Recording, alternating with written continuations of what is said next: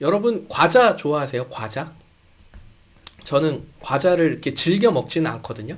근데 과자를 이렇게 즐겨서 먹지는 않는데 그래도 그 중에 먹는다면 제가 보통 자갈치 또는 새우깡 또 뭐 요즘에는 꼬북칩 같은 것도 맛있더라고요. 꼬북칩 뭐 이런 류의 책 약간 짭짤한 그 과자들을 제가 좋아하거든요. 깐초도 제가 좀 좋아하는 편이에요.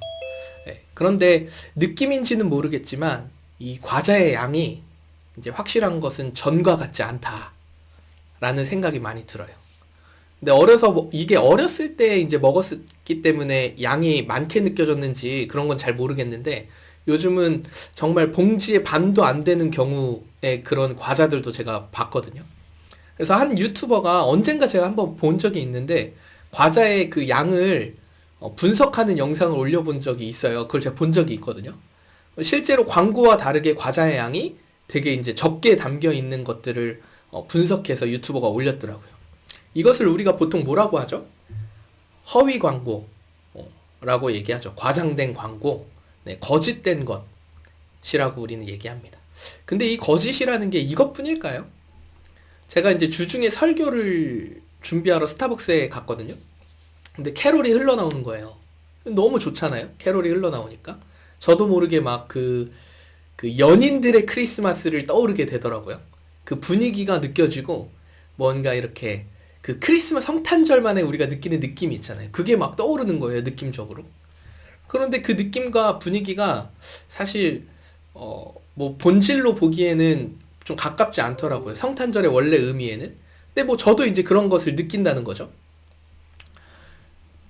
근데 이런저런 생각하면서 이제 그 캐럴을 계속 들으면서 이런 여러 가지 잡생각을 좀 하고 있었어요. 설교 준비하다 말고. 근데 이제 옆 테이블에 있는 두 명의 아주머니가 계셨는데 좀 연세가 좀 있으셨던 것 같아요. 한 50대 중반 정도 되신 것 같은데 이 두 분께서 이야기하는 게 이제 자꾸 들리는 거예요. 저에게. 그래서 한 분이 이렇게 얘기해요. 아니 그 친구가 다이어트를 시작했는데 살이 많이 빠졌다던데? 이렇게 얘기를 했어요. 그랬더니 또 다른 한 분이 아 그래? 그거 약 써서 뺀 거 아니야? 운동하는 걸 내가 보지도 못했는데? 이렇게 또 답을 하시더라고요. 근데 여러분 더 말씀 안 드려도 알겠죠? 이런 말들이 아주머니 사이에서 계속 오고 가는 거예요. 무슨 얘기냐면 거짓된 문화 속에서 살아가는 우리들의 언어가 바로 이런 모습이라는 거죠. 보지도 못했어요. 살이 많이 빠졌다던데? 들은 얘기예요. 그리고 운동하는 걸 보지도 못했는데 근데 거기에 뭘 섞었냐면 약을 써서 뺀 거 아니야? 라는 말이 섞인 거예요. 진실은 없어. 사실은 없어요. 근데 그런 말들이 오고 가는 대화를 제가 들으면서 이거 예화로 써야겠다라는 생각이 딱 들었어요. 오늘은 내 이웃에 대하여 거짓 증거하지 말라는 이 9번째 계명으로 우리가 말씀을 나누고자 하는데요. 과장된 언어, 허위 광고 등과 같은 이런 모든 것들도 결국 모두 거짓 증거의 말들이죠. 거짓에는요, 허위와 과장이라는 이 언어들이 늘 교묘하게 섞여서 들어가 있습니다. 우리는 이 문화에 익숙해져서 좀 살아가고 있죠. 말에서 말이 전달되면서 계속해서 부풀려집니다. 그리고 그것이 나중에는 정말 감당할 수 없는 거짓으로 남아있죠. 그게 거짓이 가진 힘인 것 같아요.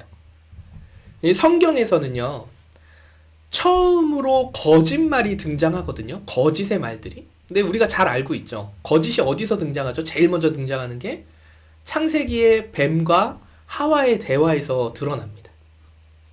하나님께서 아담과 하와를 창조하셨어요. 그리고 이들을 에덴 동산에서 너무 행복하게 이들은 잘 살고 있었습니다. 그런데 뱀이 스물스물 와요. 그리고 하와에게 말을 겁니다. 하와야, 하나님께서 너희에게 동산 모든 나무의 열매를 먹지 말라 하였느냐? 이렇게 물어봐요. 그러니까 하와가 또 대답을 합니다. 동산 나무의 열매는 먹을 수 있지만 먹지도 말고 만지지도 말라고 하셨어. 이 대화는요, 우리가 그냥 스쳐 지나가는 것처럼 보이는 대화지만 거짓의 말들이 정말 거짓 증거가 너무 많이 드러나 있는 대화예요. 뱀은요, 하와에게 의도적으로 모든 나무를 먹지 말라더냐라고 물었어요. 하나님께서는 아담과 하와에게 모든 나무를 먹지 말라고 하신 적이 없어요. 모든 나무를 임의로 먹되 선악과를 먹지 말라 하셨지 모든이라는 단어를 쓰신 적이 없거든요. 근데 하와는 그 말에 딱 그 뱀의 질문을 듣고 하와도 역시 거기다가 또 무언가를 얹히는 거예요. 이 또 반응한 거죠. 먹지도 말고 만지지 말라라고 말했다고 하나님께서 그렇게 말씀하셨다고 뱀에게 얘기합니다. 그런데요, 하나님께서는요, 먹지 말라 하셨지 만지지 말라고 말씀하신 적이 없어요. 그러니까 이게 무슨 말이에요? 과장되고 허위의 말들이 거짓의 언어가 된다는 거예요. 이쯤 되니까 우리도 이웃에게 거짓 증거하지 말라는 그 하나님의 그 말씀의 계명들이 우리 이웃에게도 우리도 우리의 언어에서도 자유로울 수 없다라는 것을 우리가 느낄 수 있을 것 같아요. 우리도 살다 보면 많은 대화 속에서 나도 모르게 과장된 언어, 허위의 언어를 쓸 때가 있지 않습니까? 돌아보면 또 생각이 나요. 이거 내가 말 실수한 것 같은데? 라고 생각이 들 때가 있어요. 근데 또 반면에 나도 모르게 과장된 언어를 쓸 때도 있죠. 우스갯소리지만 분명 나는 이사를 갔다고 말했는데 나중에는 이민 갔다는 이야기를 듣는 경우도 있다는 거죠. 이런 오늘 계명의 말씀을 가장 먼저 들었던 이스라엘 백성. 하나님께서 제일 처음으로 이스라엘 백성들에게 이 계명을 주시면서 말씀하셨어요. 그렇다는 것은 무슨 얘기일까요? 이스라엘 백성에게도 거짓 증거되는 말들이 있었다는 것입니다. 이스라엘 백성이 하나님의 사랑을 너무너무 많이 받았음에도 불구하고 그 공동체 안에는 죄로 인한 크고 작은 사건, 사고들이 분명히 있었을 거예요. 지난주 말씀처럼 도둑질하는 사람도 있었을 것이고요. 음해, 음모가 있지 않았겠습니까? 그런데 그렇다 그러면 그 이스라엘 공동체 안에서도 그 질서를 세우기 위해서 오늘날의 재판처럼 판결을 통해서 질서를 세워야 하는 그런 공동체의 룰이 있었을 거예요. 근데 당시 그 고대 사회에 그 바른 판결을 위해서 가장 중요한 것이 무엇이었냐면 바로 증인이었습니다. 왜냐하면 지금 오늘날의 시대처럼 문서가 있거나 뭐 녹음이 되거나 영상 미디어를 찍어서 이것들이 증거로 남을 수 있는 그 시대가 아니었기 때문에 그 시대의 판결에 가장 중요하고 가장 큰 영향력을 가져다 주는 것이 무엇이었냐면 바로 증인, 사람의 말이었다는 거죠. 세워진 증인은 그러면 어떻게 해야 합니까? 진실만을 말해야 되잖아요. 우리 재판에서 이렇게 선서하는 것처럼. 근데 거짓을 말한다는 거예요. 그 증인의 말을 듣고 그 거짓된 증인의 말을 듣고 판결을 잘못 내리게 된다는 것입니다. 그래서 물론 한 사람의 증인으로서는 그게 성립이 되지 않았기 때문에 두세 사람의 증인이 필요했어요. 당시 사회에서는. 이 증인에 대하여 유명한 사건이 또 하나가 있죠. 이스라엘이 이제 솔로몬 왕을 지나면서 남과 북으로 이렇게 나누어졌습니다. 이스라엘의 역사 속에서. 근데 그게 이제 분열 왕국 시대라고 우리가 얘기하죠. 그래서 북이스라엘과 남유다 이렇게 나누어져서 이제 살아가는 시기가 있었어요. 그때 북이스라엘의 왕이 아합 왕이라는 사람이었습니다. 근데 이 아합 왕이 하나님 앞에 거룩하지 못한 왕이었거든요. 근데 이 아합 왕이 자신의 성에서 가까운 포도원이 있었어요. 근데 그 포도원을 너무나 갖고 싶은 거예요, 아합 왕이. 근데 이 포도원의 원래 주인이 누구냐면 나봇이라는 사람이 원래 이 포도원의 주인이었습니다. 근데 이 왕은 이제 그 포도원을 너무 갖고 싶으니까 나봇에게 찾아가서 내가 많은 돈을 줄 테니까 이 포도원을 나에게 팔아라 라고 얘기했어요. 그랬더니 나봇이 어떻게 했게요? 하나님의 말씀을 빌어서 아니다, 이거는 저 팔 수 없습니다 라고 거절했어요. 정중하게. 사실 그 당시의 왕이라면 무엇이든 할 수 있었잖아요. 재물도 많았을 것이고. 근데 그게 통하지 않는 경우가 어떤 거였냐면 대대로 유산으로 물려왔던 그 집안의 것이라면 그것은 왕이라도 어찌할 수 없는 것이 당시의 문화였어요. 나봇의 포도원도 대대로 물려왔던 것이죠. 결국 아합 왕은 원하는 것을 얻지 못했어요. 그리고 집에 와서 왕궁으로 돌아와서 침대에 들어 누웠습니다. 끙끙 앓는 거예요. 막 갖고 싶은데 못 가지니까. 너무 막 끙끙 앓고 있었어요. 근데 이것을 본 아합 왕의 아내가 있어요. 우리가 잘 알고 있는 바알신을 섬기는 이세벨.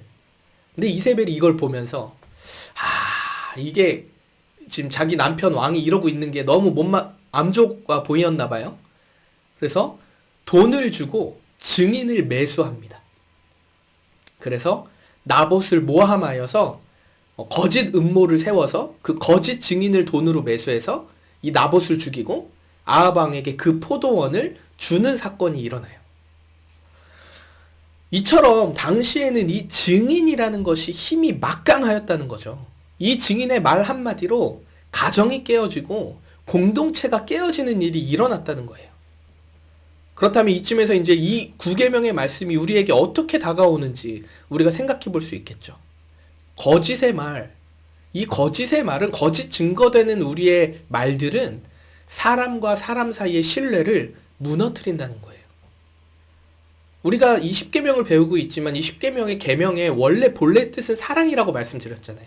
하나님을 사랑하고 이웃을 사랑하라는 예수님의 계명을 우리가 10계명으로 이해하고 있다고. 근데 이 거짓 증언하는 것은요, 어떤 거냐면 이 하나님의 세 계명, 하나님을 사랑하고 이웃을 사랑하는 예수님의 계명에 완전 반대되는 삶, 그런 삶을 사는 거라는 거죠.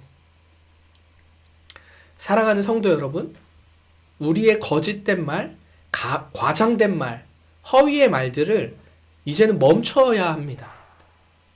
물론 나도 모르게 문화에 익숙해져서 내뱉는 말들이 있어요. 사실 생각보다 너무나 많습니다. 근데 그러한 말들이 결국에는 공동체를 파괴하고 사람과 사람의 사랑이 아니라 신뢰를 무너뜨리고 사랑과는 멀게 하는 것이 우리의 언어의 습관이자 문화라는 거죠. 이 거짓의 언어를 바꿔야 합니다. 우리의 모든 말과 행동이 진리를 말하는 참된 증인의 삶이 되기를 그리스도의 이름으로 축원합니다. 오래전부터요, 이 거짓의 언어들은요, 오래전부터 우리 사회 문화 안에서 존재했어요. 생각해보세요. 이스라엘의 그 수천 년 전에도 그러고 있었다는 거잖아요. 근데 왜 우리는 이것을 알면서도 멈추지 못하는 걸까? 이걸 우리가 한번 생각해보면 좋을 것 같아요. 모르지 않잖아요. 거짓이라는 거, 과장된 거, 허위라는 거, 잘못되었다는 거 모르지 않음에도 불구하고 우리가 그게 왜 안 되냐는 거죠. 사실 이 9계명의 말씀, 이것뿐만 아니라 우리 10계명의 말씀을 우리 삶에서 지켜내는 것이 정말 너무나 쉽지 않습니다. 온전히 지켜낸다는 것은요, 사실 불가능한 일이죠. 그럼에도 우리는 성령에 의지해서 이 말씀대로 살아내기를 힘써야 합니다. 근데 이게 참 잘 안 된다는 거예요. 도대체 왜 그러냐는 거죠. 왜 이렇게 말씀을 지키며 사는 것이 어려울까요? 제가 말씀을 준비하면서 이런 생각이 들었어요. 정체성에 혼란이 있기 때문이라는 생각이 들었습니다.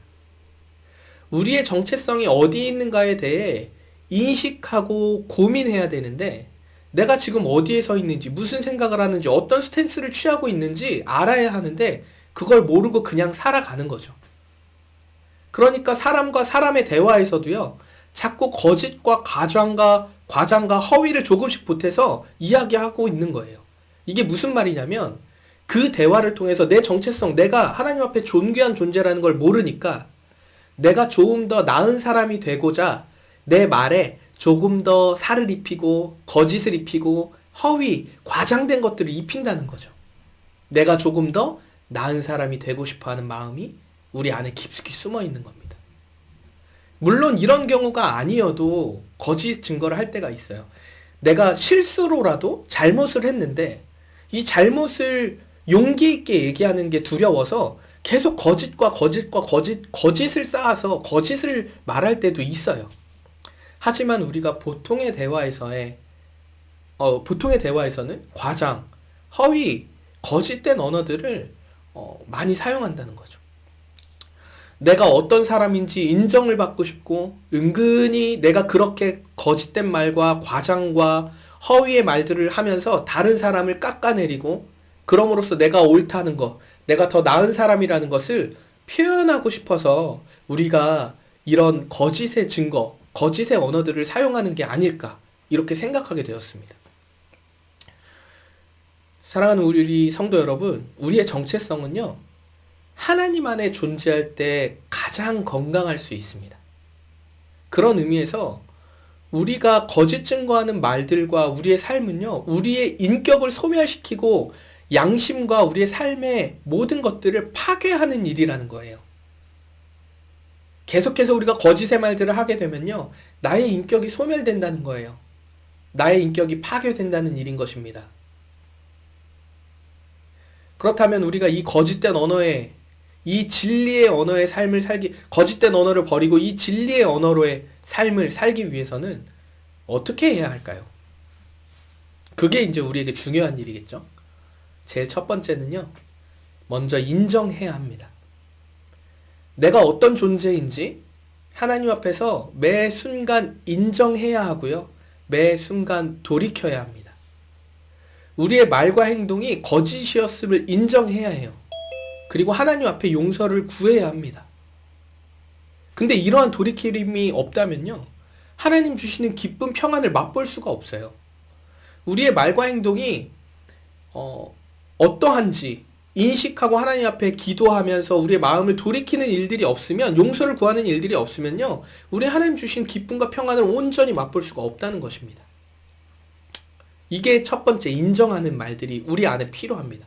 두 번째는요, 거짓된 언어를 했을 때 미루지 말고 가장 빠르게 할 수 있는 한 최선을 다해서 사과해야 할 일이 있으면 사과를 하고요, 정리해야 될 일들이 있으면 빨리 정리해야 합니다.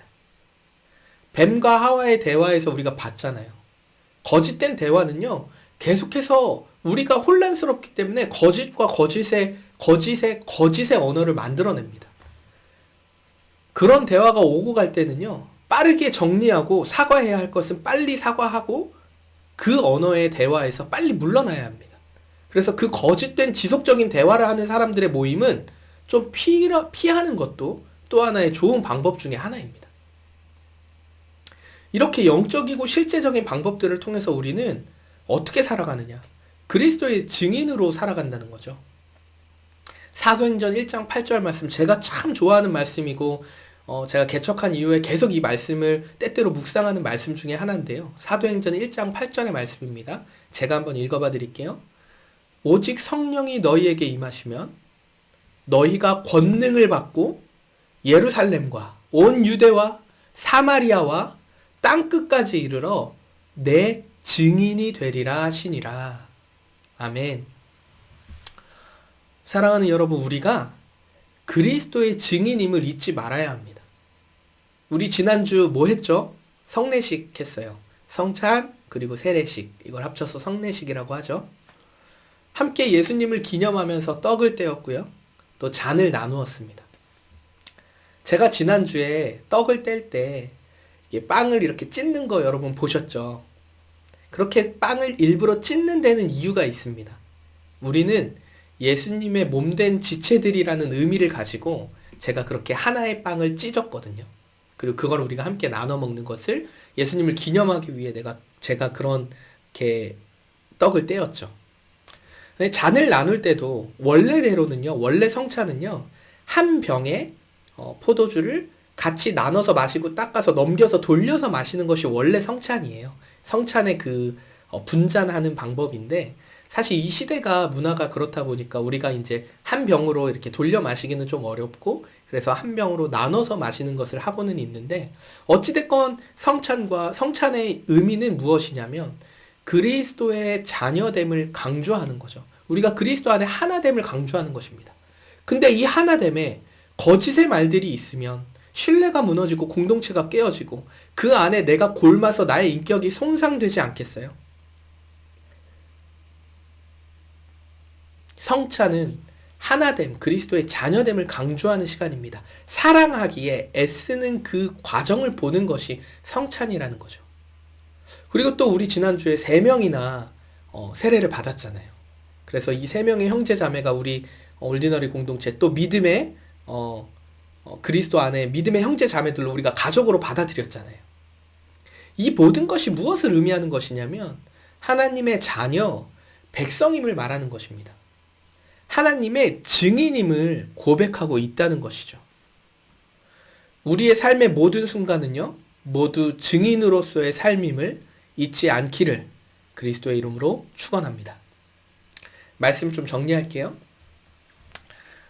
오늘 이웃에게 대하여 거짓 증거하지 말라는 이 하나님의 말씀은요, 단지 거짓을 말하지 말라는 이렇게 가벼운 의미의 말씀이 아닙니다. 나 자신의 인격, 공동체를 파괴하는 말과 행동을 조심해야 한다는 의미인 거죠. 그렇다면 진실만을 이야기하는 것을 넘어서 어떠한 무언가가 있어야 될 거 아니에요. 사실 성경에서도 거짓이 나오잖아요. 거짓의 언어들이 나와요. 근데 그게 거짓을 어떻게 인정해야 되냐. 뭐 라합 같은 경우는 정탐꾼을 숨겨주잖아요. 그리고 거짓말을 하고. 근데 이런 거짓말은 어떻게 이해해야 되냐는 거죠. 사랑의 언어, 사랑의 법으로 여러분 이해해야 합니다. 생명을 살리는 말, 사랑을 전하는 말이 된다면 그것은 거짓이라도 우리가 어느 정도 이해할 수 있는 범위가 되겠죠. 하나님의 영광이 되고 생명을 살리는 일이라면 기꺼이. 근데 내가 살고 남을 깎아내리고 분열을 일으키고 내 인격을 파괴하고 공동체를 파괴하는 거짓의 말들은 다르다는 거예요. 그래서 사실이냐 아니냐가 중요한 것이 아니고요. 진리이냐 아니냐, 생명을 살리느냐, 사랑이 있느냐, 이것의 기준으로 우리가 우리의 언어와 생활과 습관을 바꿔야 한다는 겁니다. 그렇게 본다 그러면 이제 하나님을 사랑하고 이웃을 사랑하는 이 방법이 거창한 것이 아닌 거죠. 진실하게 들어주고 진실한 말과 진실한 진리의 말로 서로 대화하는 것이 하나님을 사랑하는 방법 중에 하나잖아요. 이것이 사랑의 관계잖아요. 이것이 하나님의 계명을 지켜가는 아주 작은 발걸음, 베이비 스텝이 될 수도 있겠다라는 생각이 듭니다. 사랑하는 성도 여러분, 우리는 사랑이 많으신 우리 하나님 아버지의 형상대로 창조된 존귀한 존재예요. 그래서 우리는 하나님의 형상대로 창조되었기 때문에 사랑을 알고 있고요. 사랑을 말할 수 있고요. 사랑을 전할 수 있고 소통할 수 있는 그런 존재입니다. 그런데 이 사랑의 소통에 방해되는 두려움, 아픔, 상처, 고통 가운데 계신 분들이 우리 안에 있으십니까? 그렇다면 사랑의 법을 믿으십시오. 그리고 사랑을 배우십시오. 어떻게 배우냐면요. 아주 사소한 것이라도 공동체 또는 믿음의 동역자들에게 기도 제목을 나누어 보십시오. 그리고 함께 기도하는 거예요. 그리고 하나님의 사랑이 어떻게 이루어져 가는 것인지 보는 거예요. 아유, 이거 기도해도 되나? 아니요, 기도해도 돼요. 쉬지 말고 기도하는 어떠한 끝부터 작은 것까지 우리가 함께 기도할 수 있습니다.